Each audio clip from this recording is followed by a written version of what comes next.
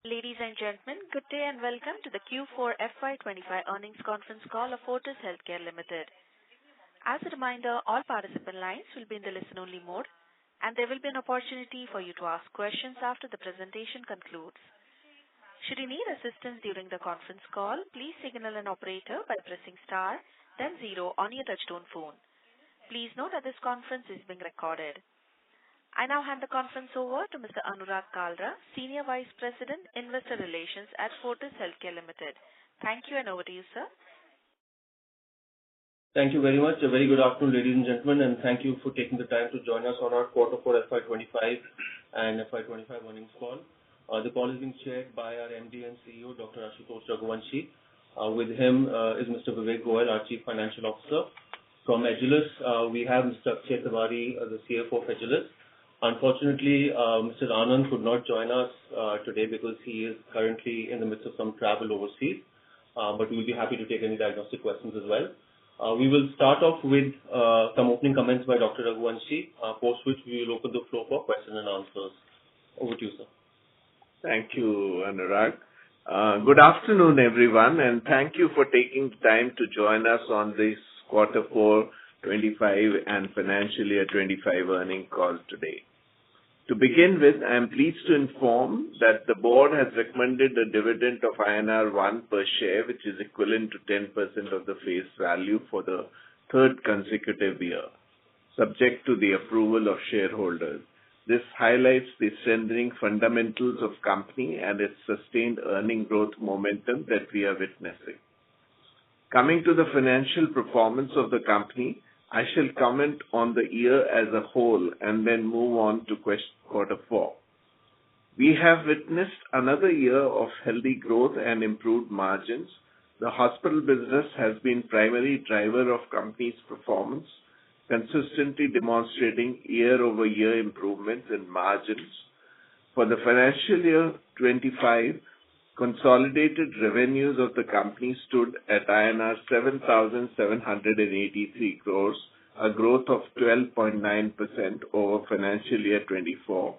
Our hospital business revenues have grown 14.8% to INR 6,528 crores, while the financial year 25 diagnostic business gross revenues were at INR 1,407 crore versus INR 1,372 crores in financial year 24. Our consolidated operating EBITDA increased 25.3% to INR 1,588 crores, which translates into a margin of 20.4% in financial year 25 versus 18.4% in financial year 24.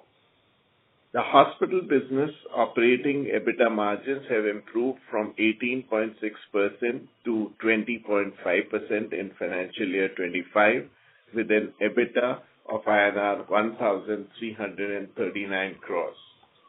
The hospital business contributed approximately 84% to both our consolidated revenue and our consolidated EBITDA. Consolidated reported profit after tax before exceptional items for the year increased 42.8% to INR 899 crores, while the reported PAT after exceptional items stands at INR 809 crores.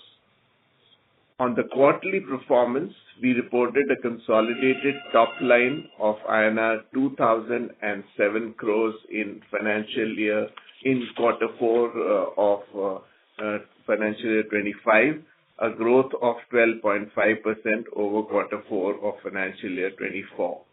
The hospital business revenues have increased by 14.2% to INR 1,701 crores, while the diagnostic business gross revenue stood at 348 crores in Quarter 4 of financial year 25 compared to INR 338 crores in financial year 24. The consolidated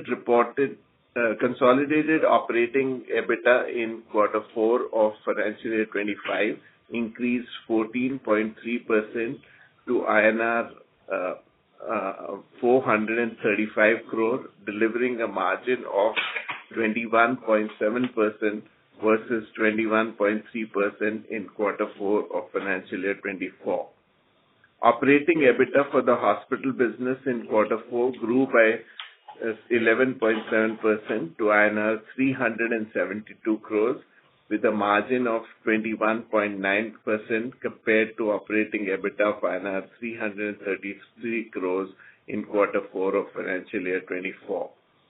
The figures for quarter 4 financial year 25 and 24 include certain year-end adjustments related to write-back of excessive provisions, unclaimed balances, expected credit loss, and other adjustments which are accounted for in the quarter but pertain to the full year. Our consolidated reported profit after tax before exceptional items for the quarter increased 20.8% to INR 242 crores. Coming to the balance sheet side, the company's net debt on 31st March stood at INR 1,694 crore, while the net debt to EBITDA of 0.93x as on March 31st, 2025, as against 0.17 on 31st March 2024. In December 2024, we raised INR 1,550 crores through the issuance of non-convertible debentures. Leveraging these funds along with internal accruals, we have consolidated our stake in Agilus by acquiring 31.52% stake from our private equity investors. As a result, FHL now holds 89.2% equity stake in Agilus. Our hospital business recorded a 9% increase in ARPOB for the year, reaching to INR 2.42 crore per annum. This growth was primarily driven by the revenue gains in our key specialty areas such as oncology, neurosciences, cardiac sciences, gastroenterology, orthopedics, and renal sciences, which together achieved a 16% year-on-year growth and contributed 62% to the overall hospital business revenue. Noticeably, the oncology specialty registered a growth of 25% and neurosciences reported a growth of 19% year-on-year. Hospital occupancy improved to 69% in financial year 25 compared to 65% in financial year 24. This translates into occupied bed increase by 5% to 2,838 compared to 2,700 beds in financial year 24. We also witnessed strong volume growth across key procedures in financial year 25, such as 72% growth in robotic surgeries and 17% in neuro and spine procedures. Most of our key facilities delivered strong performance this year, with revenue of large facilities such as Shalimar Bagh FMRI registering a growth in excess of 20% compared to financial year 24. In 10 of our facilities, we have reported operating EBITDA above 20%, both during the quarter 4 of financial year 25 and financial year 25 as well. These facilities together contributed 73% to the hospital revenues during the quarter and during the year. In comparison, in financial year 24, we had 8 of our facilities operating within EBITDA margin of about 20%, contributing to 62% of hospital revenues. Revenue from international patients for the quarter grew 17% to INR 145 crore, contributing 8.1% to overall hospital business revenues versus 7.9% in quarter 4 of 25. For year 25, international patients' revenue grew 13% to INR 539 crores. I'm pleased to share that financial year 25 has been marked by significant development Recently, the company successfully acquired the Fortis brand and trademarks for a consideration of INR 200 crores. We have also made significant progress in advancing our strategic growth levers, including inorganic growth, portfolio rationalization, and brownfield bed expansion. As part of company's inorganic growth strategy, Fortis signed definitive agreement in February 2025 to acquire Shriman Super Speciality Hospital in Jalandhar, Punjab, along with an adjoining land parcel for INR 462 crores. This acquisition will add 228 beds to our network and offers the potential to increase the facility's total capacity to over 450 beds. This transaction will allow us to further strengthen our presence in Punjab region from approximately 800 beds to 1,000 beds, and then on from the brownfield expansion, which is going to come in next 2 to 3 years in Amritsar and Mohali. So that would take the bed count to approximately 1,600 beds in Punjab. This transaction is expected to be consummated very shortly. Continuing with the portfolio rationalization strategy, we divested business operation of Richmond Road Hospital in Bangalore in December of 2024. This is the third facility divested by the company after the divestment of Mallar facility and Vadapalani facility in Chennai. Our focus on bed expansion continues this year, with Fortis Manesar, a 350-bedded hospital facility commencing operations in September 2024, offering an entire spectrum of clinical services, including all key specialties and latest state-of-art medical equipment. We added approximately 200 beds across our network, with Shalimar Bagh and Anandpur being the key facilities where the beds were added. Our expansion strategy continues to focus on deepening our cluster presence. We plan to ramp up bed capacity by approximately 2,000 beds over the next couple of years. When completed, we can also expect to see some of our key facilities such as Shalimar Bagh, FMRI, Mohali, and BG Road to become more than 450 beds each. Focus on digital continues to remain core to our strategy, especially with a view to enhance patient care and operational efficiency. In financial year 25, we rolled out electronic medical record outpatient module in 12 additional facilities, bringing it to a total of 15.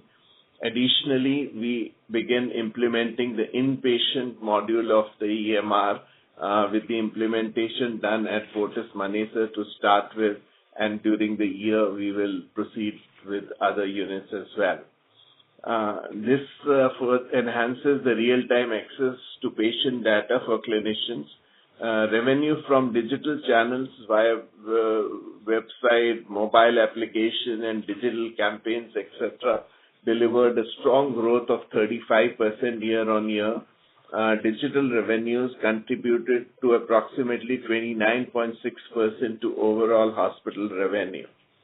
The company further augmented its medical infrastructure by commissioning several high-end equipment such as Gamma Knife, MR Linac, and surgical robots in some of the key facilities.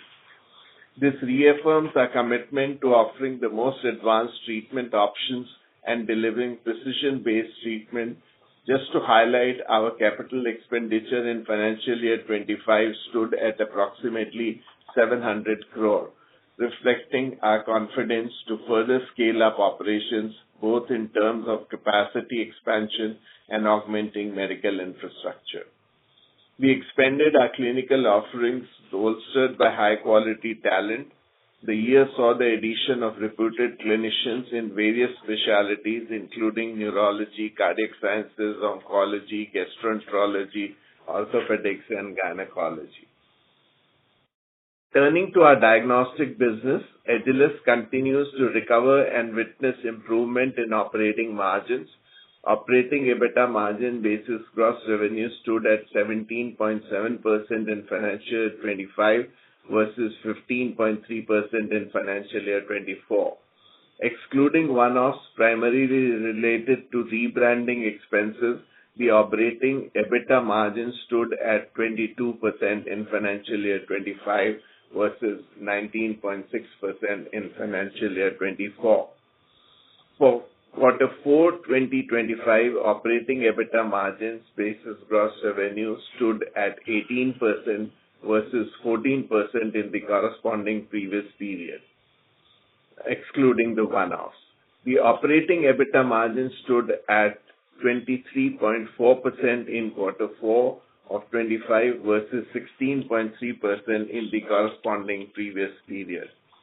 As part of our ongoing network expansion strategy, the total number of customer touchpoints reached 4,171 as on March 31st, 2025.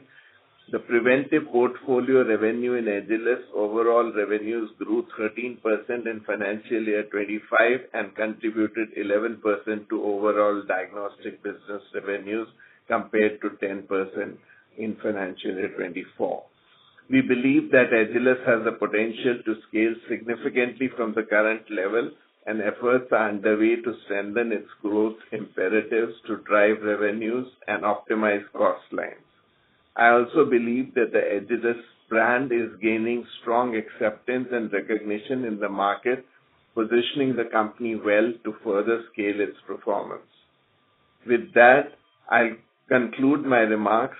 We are making strong progress across our strategic growth levers. I believe these initiatives will drive sustainable growth potential and strengthen our position in the healthcare sector. With that, thank you, and I hand over to Anurag, please. Thank you, sir. Ladies and gentlemen, we will now open the floor for question and answers. May I request the moderator to take care of this, please? Thank you very much. We will now begin the question and answer session. Anyone who wishes to ask a question may press star and 1 on their touchtone telephone. If you wish to remove yourself from the question queue, you may press star and 2. Participants are requested to use handsets while asking a question. Ladies and gentlemen, we will wait for a moment while the question queue assembles. We'll take our first question from the line of Neha Manpuria from Bank of America. Please go ahead. Yeah, thanks for taking my question. On the hospital business, now that we have started seeing a fair bit of traction on the margins, how should we look at the margin expansion from the 20.5%-21% that we have reported, in the current year? Should the step change in margins, continue to get to that mid-teens where our peers are at?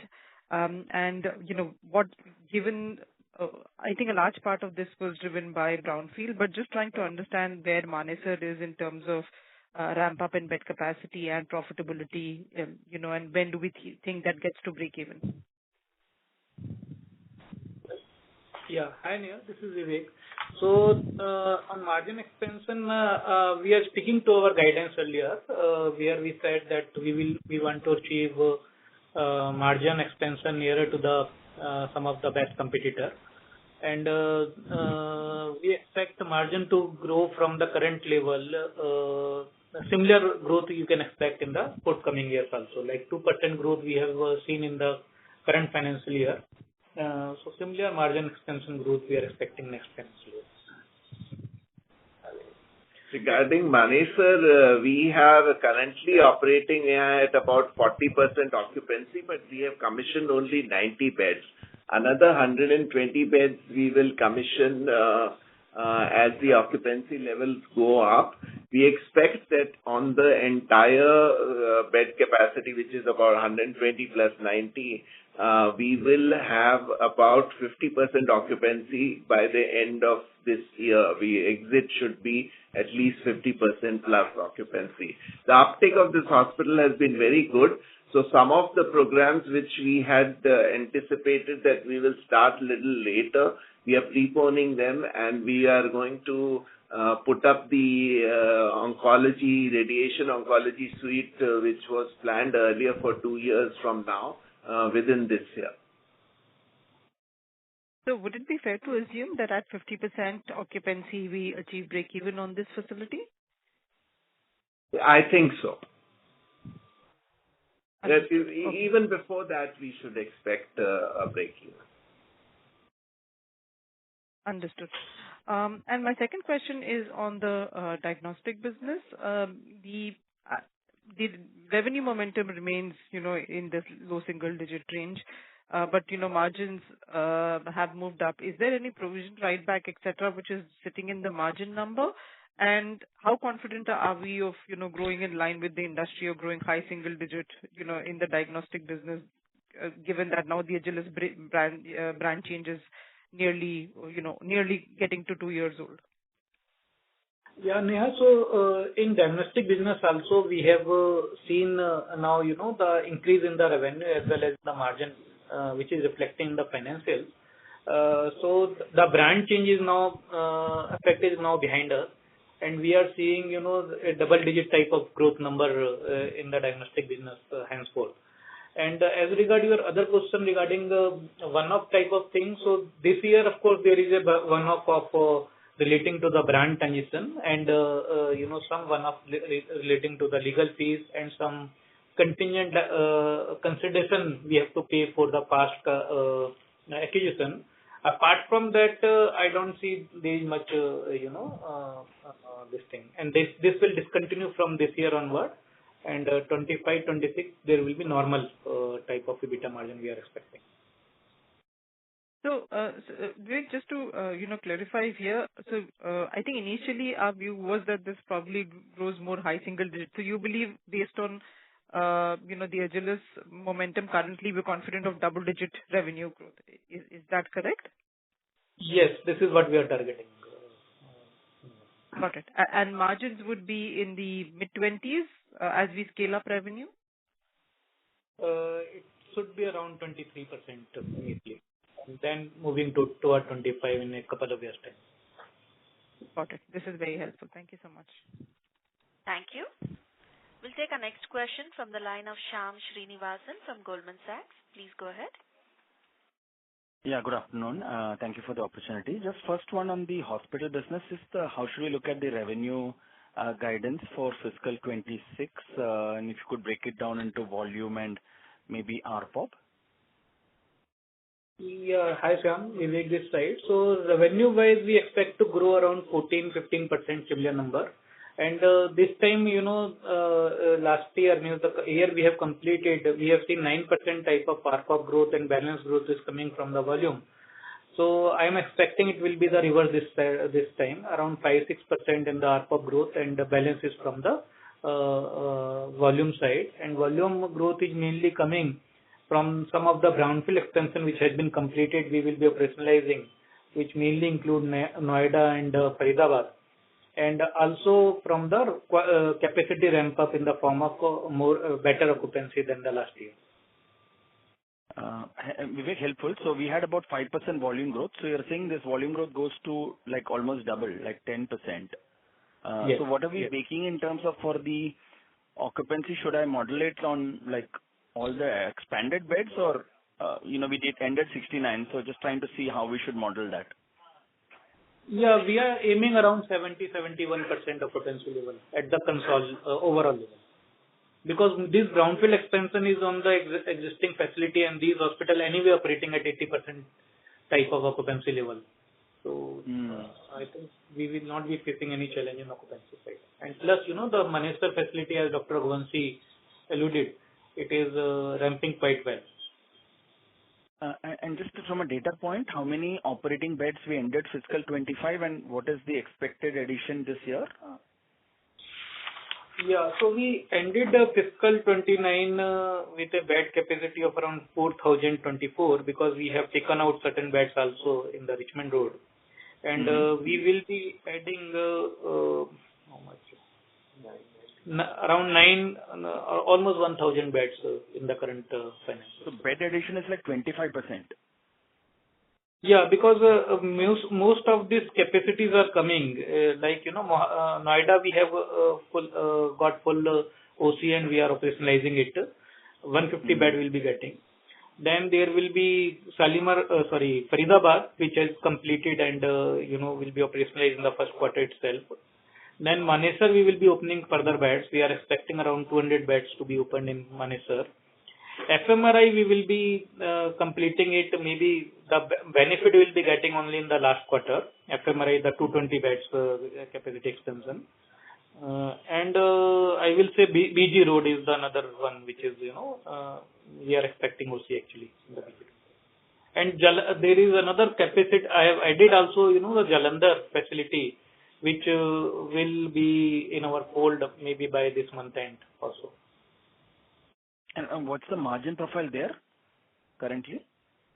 They are on the similar margin profile. Sam, they are at an occupancy currently at about 60-62%, and the margins are about 22% currently. Understood. Yeah. So just wait, it's a lot of bed additions, right? Brownfield, greenfield, or acquisition. So we're confident of this 150-200 bits of margin expansion for the hospital business this year. Yeah. So we are quite confident, and last year also we have demonstrated 2% margin improvement, and similar thing we are expecting this financial year. So we are quite confident of that. Got it. Last question. Sorry, I've taken many questions. Just this, what is the quantification for this write-off and all the changes that you have mentioned? It's in the hospital revenue, is it? Sorry, I didn't understand. I don't know whether I missed the opening comments on this one. Right. What are the one-offs? Yeah, one-off is basically, there is some impairment charge we have to take, and that is mainly coming because of this Ludhiana 2 facility, where, the performance level is not up to mark, I will say. And as a result of that, based on the future profitability and cash flow, we have to adjust the carrying value of the assets. So that along with, there is some write-off impairment we have to take for our investment in Sri Lanka assets, where, as the Sri Lanka stock price movement and the currency movement both affect the carrying value of the investment. So these are the two big items. Apart from that, there is a positive item in this number also, where we have taken a positive a sort of write back of impairment which we have done earlier for our Faridabad unit, because the performance of Faridabad unit has improved tremendously. So the total net impact is around 89 crore for this financial year, and for this quarter it is 54 crore. So it was in the revenue line, and sorry, can you say where it has been accounted for? Sorry, I didn't understand that. So it is sold separately below EBITDA, 54 crore as a exceptional item. Understood. Yeah. Thank you. The revenue and other thing is not much affected. It is what is impacting is, as an annual cleanup exercise, we do write back, certain unidentified receipts which are more than 3 years old, and we also assess the provisions which we have created in the books of account, whether it is required, it is quite old, and payable similarly. So those type of things which are quite normal now, so which we are doing for last 3 years, and it is not having significant impact also. Okay, understood. Thank you and all the best. Thank you. We'll take our next question from the line of Deepti Rajulapati from Axis AMC. Please go ahead. Hello. Hi, sir. Thank you for your time. My question is on the diagnostic business. So last quarter, you have mentioned that we are done with rebranding exercises, and these expenses will taper off in the end of FY25. So we will not see any rebranding costs in the coming quarter, or is there any carryover? And one more question is on the variance of the margins in the diagnostic business. Revenue QOQ, if we see, it's flat, but there is 2.1% variance in the margin. So what is driving this? Just one more question is on the BG Road expansion on hospitals. How many beds are we expecting in FY26? Yeah.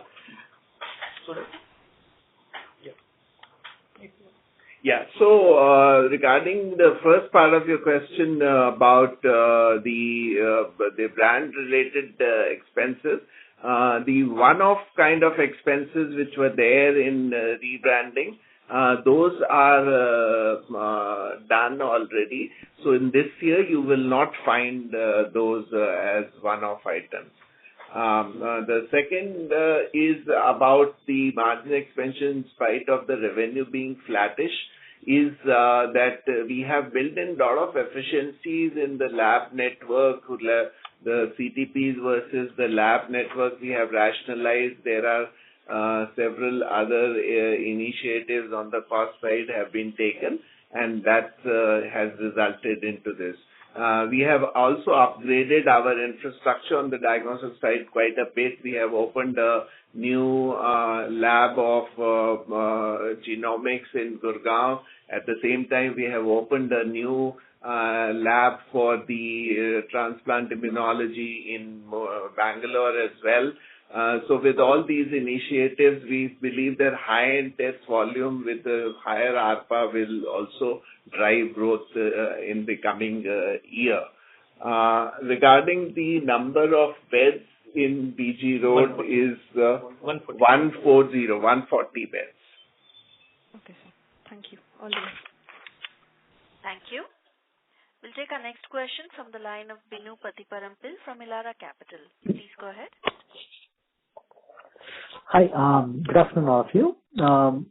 Most of my questions got answered. Just one strategic question on the kind of expansion we are doing.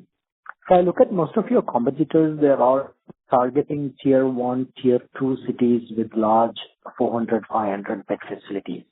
Whereas if I look at your acquisitions, be it Manesar, Jalandhar, etc., you're more going tier 3, 4 and slightly smaller facilities. Is that the way forward for us? No. You see, we have always stated that our growth strategy is a cluster-based strategy.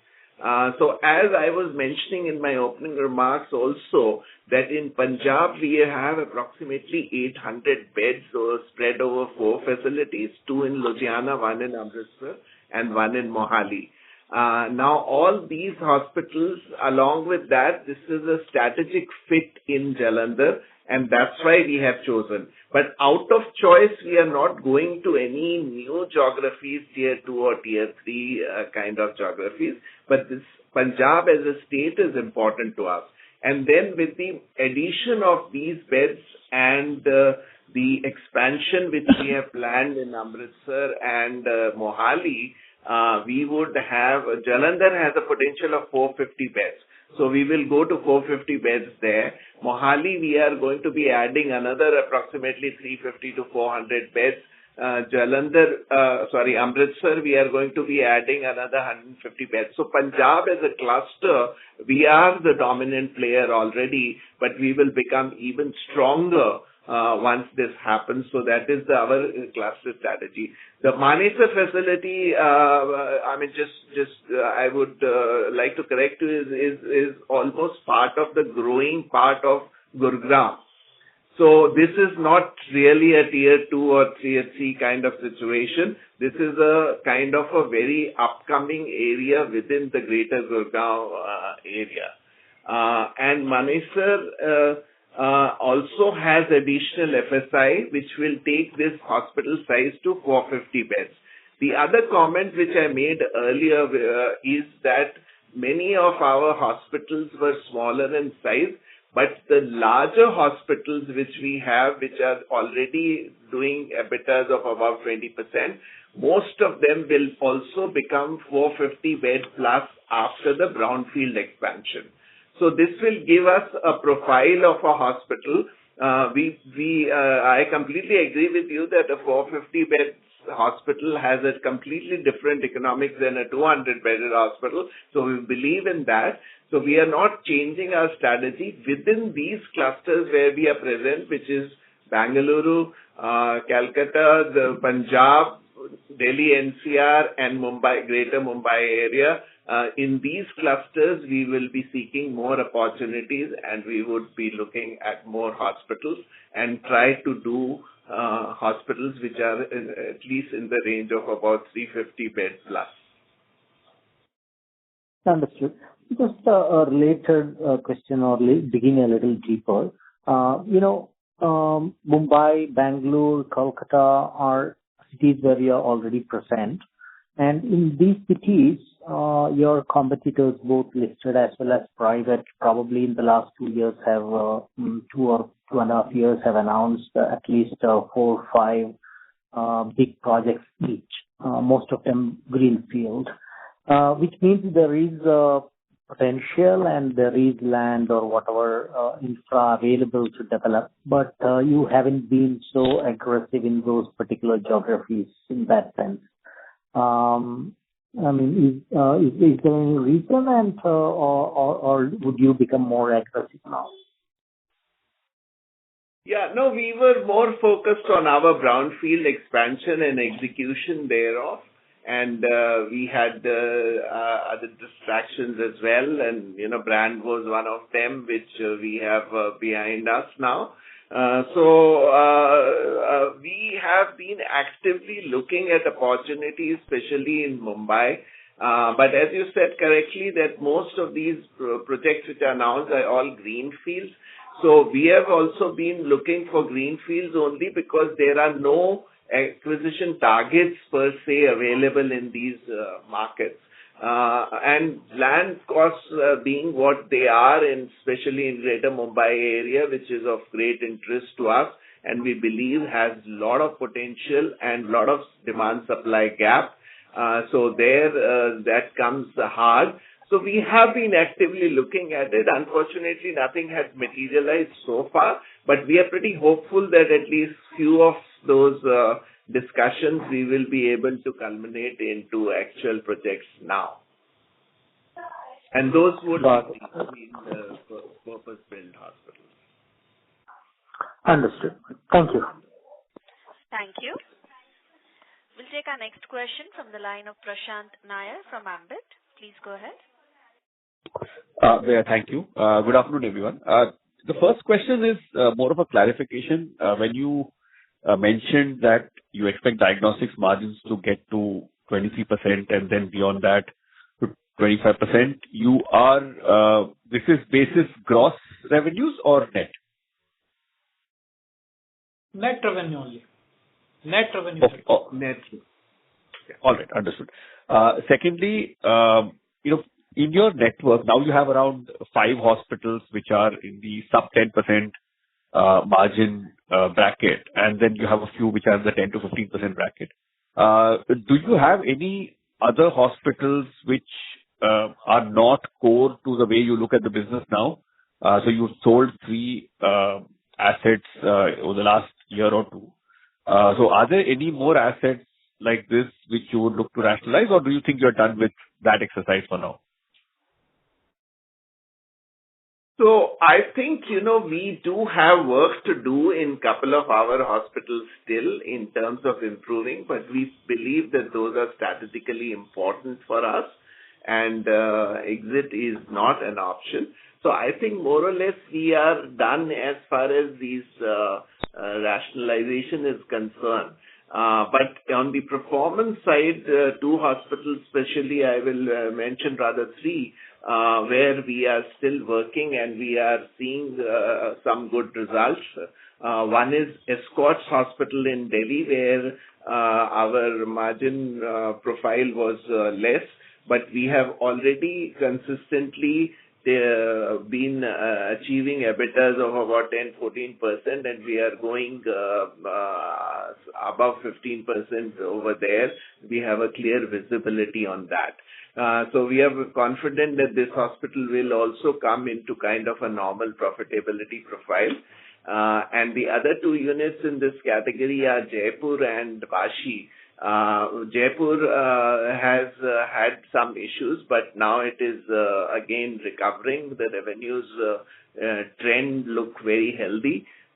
We have made certain changes there, both in terms of the leadership and some of the infrastructure changes as well, and we expect very good results to come out of that. So we expect that in 6 months to before the end of the year, we should have a healthy margin profile in Jaipur as well.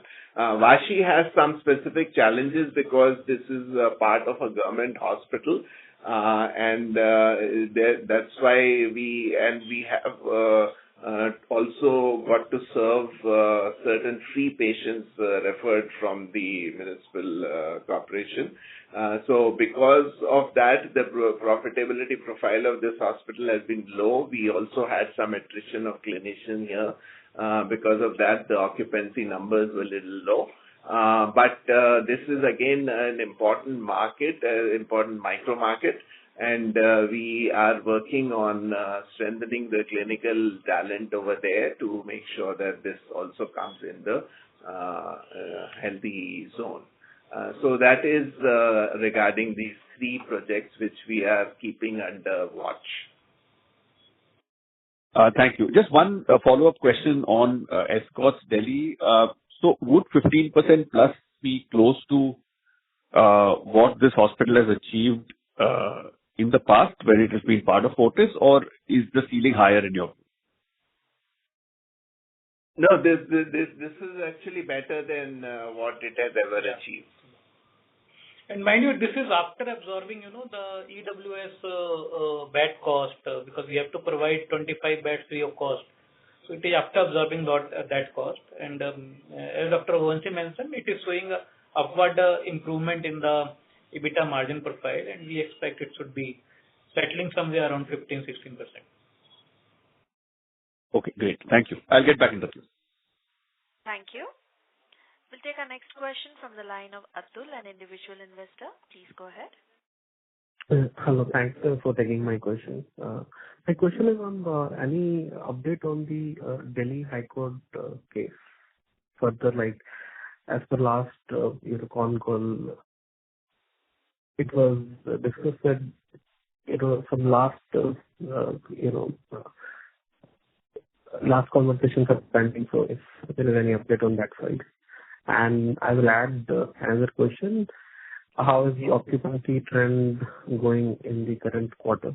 Thank you. Yeah. So regarding the High Court case, there is no fresh development. That is still a matter of sub judice.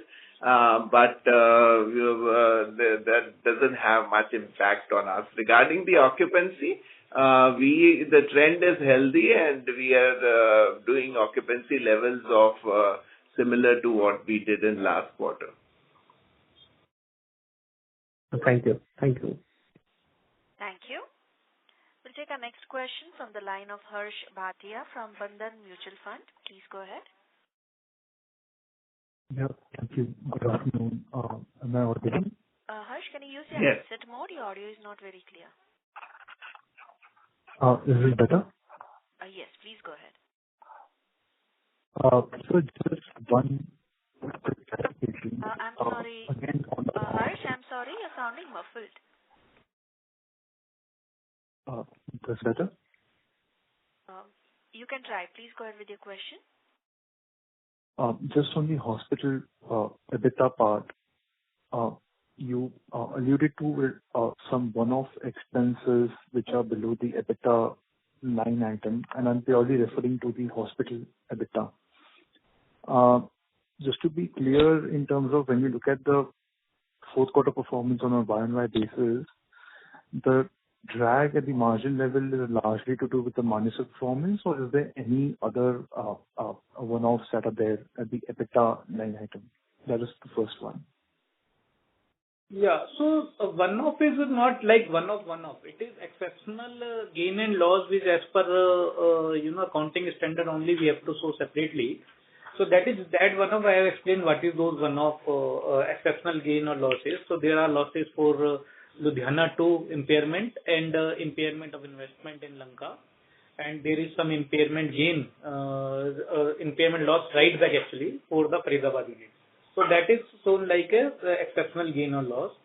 What about regarding your other questions? The EBITDA margin side, there is a there is no one-off, but provision for doubtful debt has slightly on the higher side if we compare with the quarter 4 of the last year.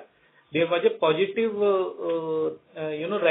write back of provision in the last quarter previous year, and this quarter it was not there. Last quarter we got very healthy collection in the last quarter itself, and as a result there was a write back of provision which we have provided based on the the aging of the debtor.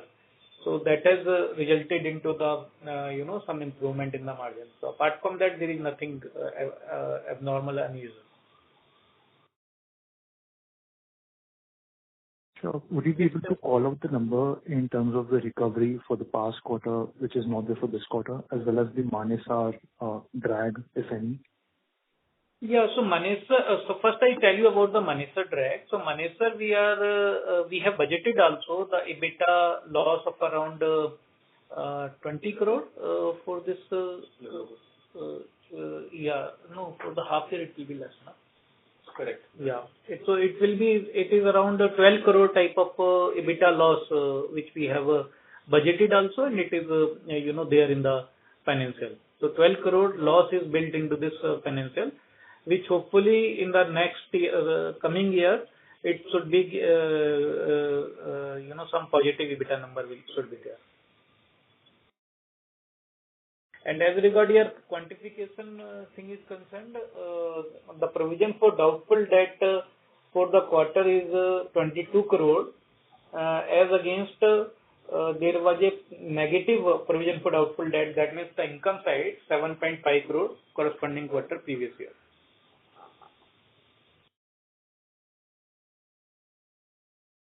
Sure. Just one clarification on Manesar.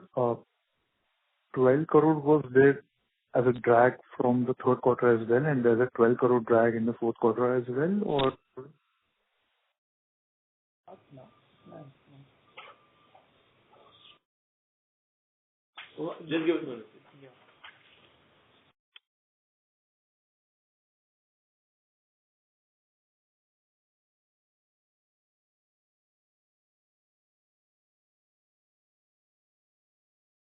Sure.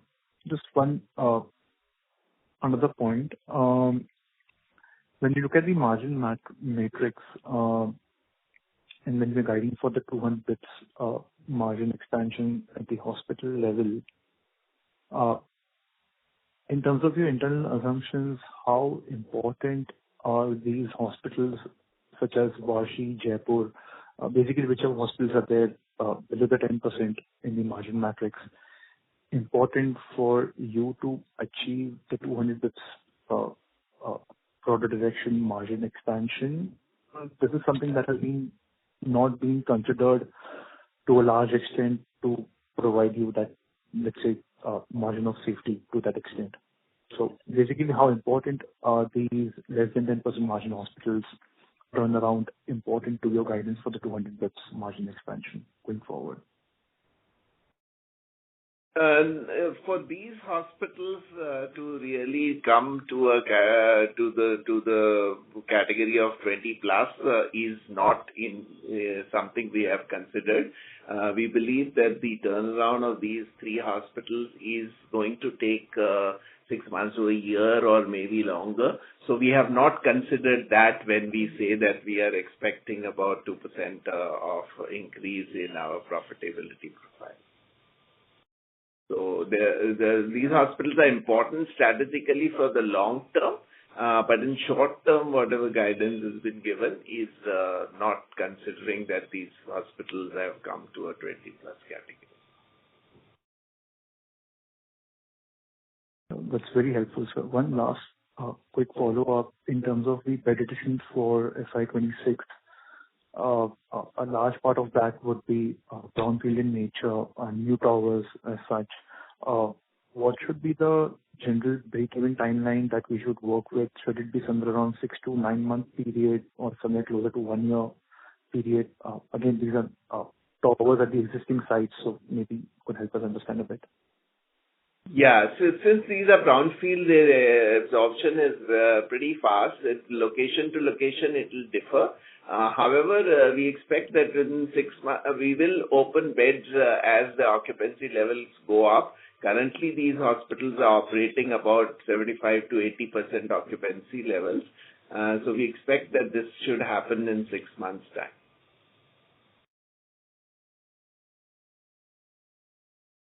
Harsh, does Sure, that sir. answer your Thank question?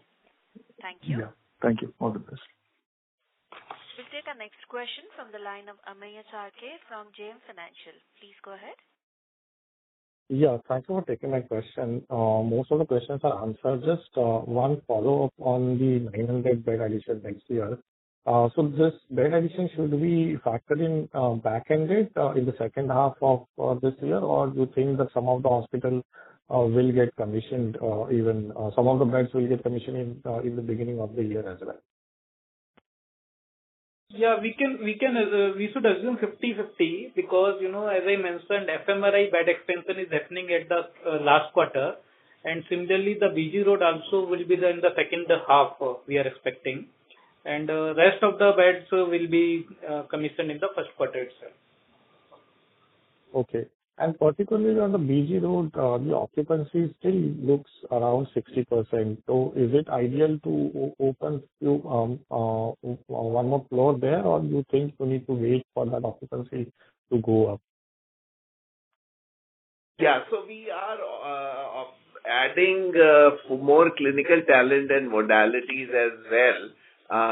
But obviously we will commission the beds will be ready for being commissioned. So capacity will be available to us, but we will keep on commissioning as and when the occupancy levels go up.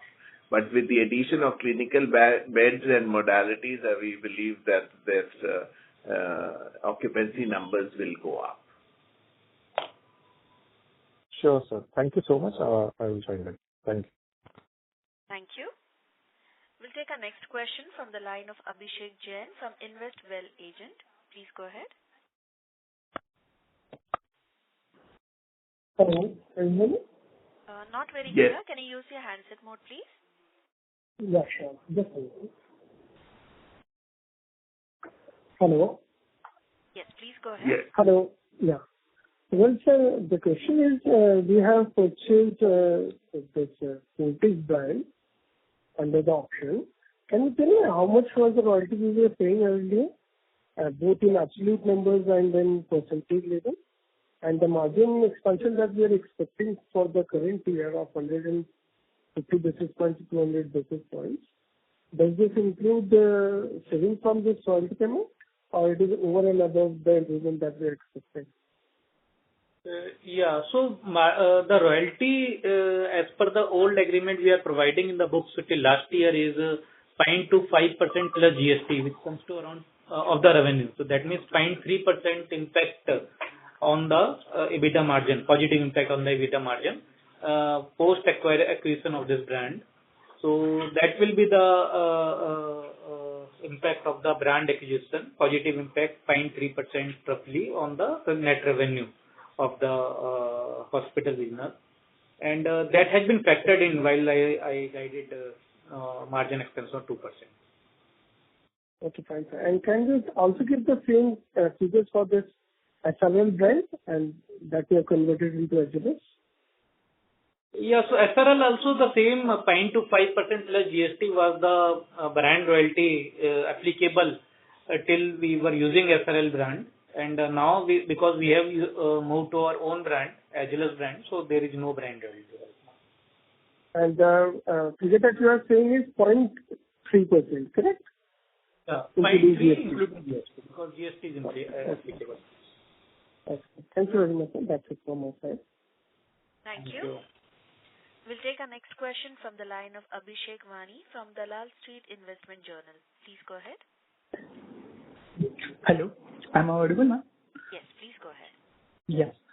So I want to know about the medical tourism prospectus business for the Fortis. So what has been the growth rate across the industry, and how has been Fortis working on it? Yeah, so we have seen about 17% growth on year. However, in the current geopolitical situation, we expect that there may not be a similar growth this year.